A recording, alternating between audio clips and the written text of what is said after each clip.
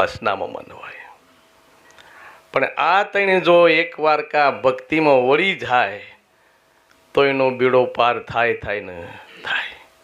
આવો રાજા સત્તાવાળો, બહુ જેને કે ગમંડી, એવું એક દિવસે એના મનમાં થયું કે ચલો મારે થોડુંક આજે નદી કિનારે જવું છે ને થોડીક પ્રકૃતિનું દર્શન કરવો છે. નદી કિનારે ગયો તો એક અલગહારી સંત બેઠા હતા. એમના નજીક જો ને એટલે આને જે કંઈ થોડા ઉભરા હતા ને થોડું ઘણું મનમાં બળતરા હતી ને મનમાં જે કંઈ એ બધું સમીજ્યું. સંતના પાસે જાઓ ને તમારા આવેગો શાંત થઈ જાય, તમારા મનના ઉભરા શાંત થઈ જાય, તમારું મન નિર્મળ થઈ જાય. ઘણીક વાર તો આત્મા એમ કે કાયમી રહેવા મળે તો કેવું સારું, અને એ પાવન થઈ ગયા હોય પાછા. એટલે મહારાજ એની મસ્તીમાં બેઠા હતા. રાજાને થયું કે હાશ આવી રીતે શાંતિ મારા રાજમાં નહીં મળી, લાય ઘડીક વાર શાંતિથી એમના દર્શન બેઠા બેઠા કરો. અને મહારાજ બેઠા હતા, નજર પડી એક બગલા ઉપર. તો બગલો શું કરતો હતો, થોડુંક ચોચમાં પાણી લે ને પછી પથરા પર રેડ, અને પછી એની ચોચ પથરા પર આમ તેમ ઉજેડ. જો સંતો હોય ને એ અણસાર પામી જાય, અને સંતે તરત પેલા બગલાને ટકોર કરી. શું કીધું?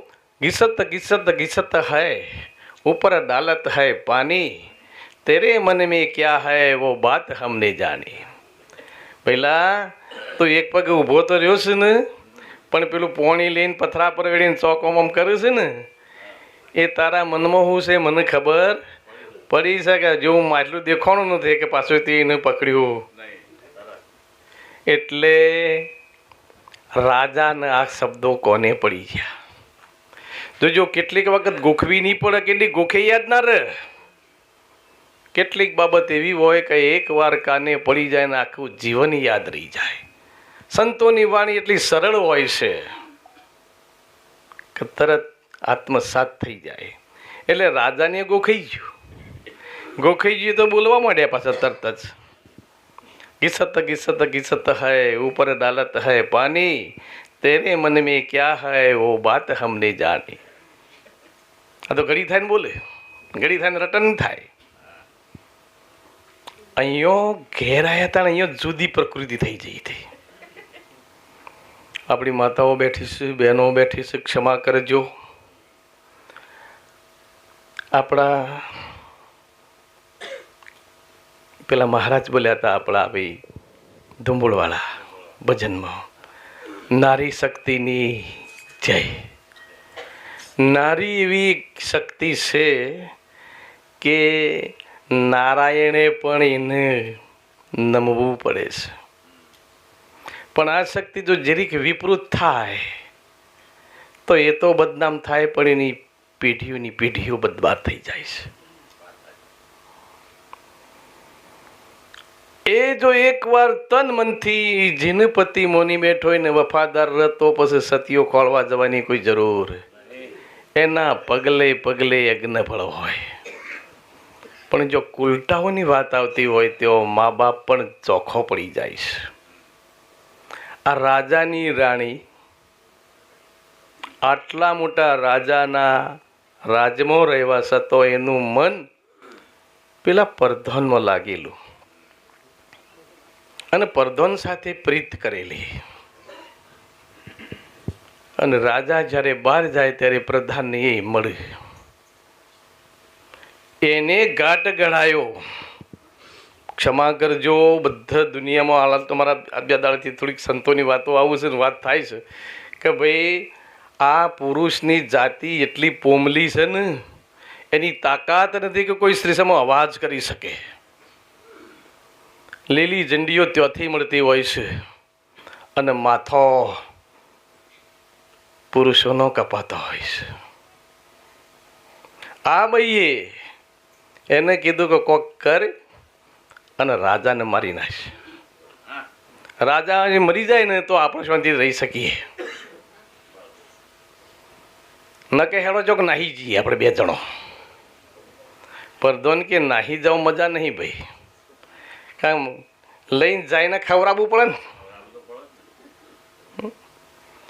ખૂબ આમ થોડુંક દુઃખી થઈને પણ થોડું વિવેકથી બોલવાનો પ્રયત્ન કરું છું કે આપણી માનવની જાતિ જેવી મૂર્ખ જાતિ જ કોઈ નહીં. ઘણા કહેતા હોય છે કે 3 છોકરાને મૂકીને ફલોણાની બાયડી ફલોણા હંગાટ નહીં જઈ. હવે મૂકું છું ફલોણાને એટલું ના વિચાર કરવું પડે કે એનો 3 છોકરો એના કુંખમાંથી પેદા થયો છે, એના માટે એને જરા ભાવ પ્રેમ નહીં રહ્યો તો ભલા તારા હંગાતી આવીને તારી ચોથી થશે તો દુરાચારો થાય ભાઈ. અને આપણા સંતોએ શું કીધું છે કે પર ધન પથ્થર સમાન, પર સ્ત્રી માત સમાન. એ આવતી હોય ને માતાજી આવો બેન આ પધારો તો અંગારા ઉપર પોણી રેડો ને કાળો મેસ થઈ જાય. અંગારાને જલવા દો, એની રીતે હળગવા દો, એ જલી જલી જલીને રાખ થશે ને ઉજળી રાખશે. પણ એકદમ સોટ્યું પોણી તો કાળો મેસ થઈ જશે. થોડીક ચેતવાની જરૂર છે. એ કલંક લાગે એ પહેલાં ભાઈ આ 3 મૂકીને તું આવશે, તારો ઘરવાળો હયાત છે તોય તું આજે મારા હાથી સાહસ કર્યું છે અને કાલ કદાચ મારાથી કોઈક વધારે લાગશે તો તું મને ઊંઝો પતાવવાની છે ને અને અટકી જાવ તો ભાઈ. એટલે હવે પ્રધાને કીધું કે ભાઈ બાલ લઈ જાઉં તો મારે તને ખવડાવવું પડે. તો એના કીધી હોય કોક ઘાટ ગળો હાપ મરે નહીં લાકડી ભાગે નહીં એવો દાખલો છે ને.